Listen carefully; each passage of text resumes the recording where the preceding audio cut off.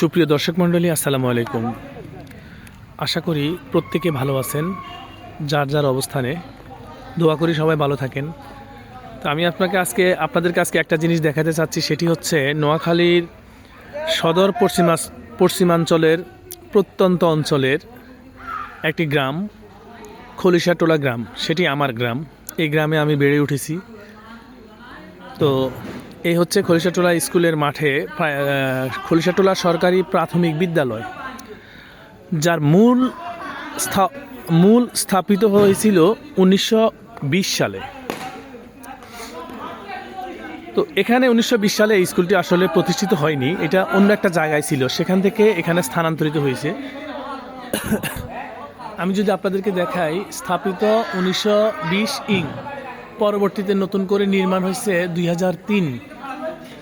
এই 2003 সালে এই বিদ্যালয়টি এখানে স্থাপিত হয়েছিল। আর এদিকে যদি আমি আপনাদেরকে দেখাই, এগুলো অনেক জরাজীর্ণ টিনের ঘর ছিল যখন আমি পড়ালেখা করছিলাম। তো এটা কাল ভেদে এখন অনেক উন্নত হয়েছে। এটা হচ্ছে প্রাইমারি শাখা, এদিকটাও প্রাইমারি শাখা, কিন্তু এটা হচ্ছে উচ্চ মাধ্যমিক শাখা। আর পাশে শহীদ মিনার, কেন্দ্রীয় শহীদ মিনার করা হয়েছে এই স্কুলের জন্য। স্কুলের একটা সমস্যা হচ্ছে, আগেও মাঠ ছিল না, এখনও মাঠের যে আকারটা এখন যেটা দেখতে পাচ্ছেন আপনারা, চতুর্দিকে বাউন্ডারি করে, কিন্তু মাঠটা সমান্তরাল নয়, যার কারণ এই এলাকার বাচ্চারা এখন, স্কুলের ছাত্ররা এখন ঠিকমতো আসলে খেলাধুলা করতে পারে না। অনেক আঁকা বাঁকা এবং এলোমেলো, মাঠটা অনেক উঁচু নিচু। কিছু মাটি বা বালি ভরাট করে দিলে হয়তো ভালোভাবে খেলতে পারতো পোলাপাইন। তো এখনও আসলে অনেক পোলাপাইন ক্রিকেট খেলে, অনেক পোলাপাইন ক্রিকেট খেলে, ফুটবলও খেলে, রাত্রে ব্যাডমিন্টন খেলা হয়।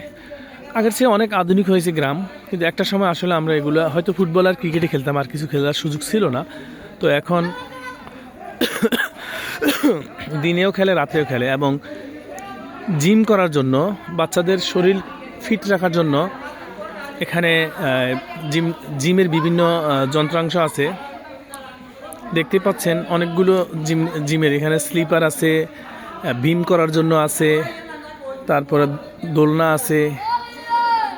আর স্যানিটারিজ ব্যবস্থা খুবই ভালো, স্যানিটেশন ব্যবস্থা খুবই ভালো। সেটা হচ্ছে এই বাথরুমটা খুবই সুন্দর। তো এই হচ্ছে আমার সেই স্কুল, যে স্কুলে আমিও পড়ে বড় হয়েছি। আর এখনও দোয়া করি ভবিষ্যতে বাচ্চারা যেন আরও বড় হয়, এখান থেকে অনেক উপরে যেতে পারে বাচ্চারা, সেই দোয়া করি। তো এখন সন্ধ্যার সময়, খেলাও শেষের দিকে।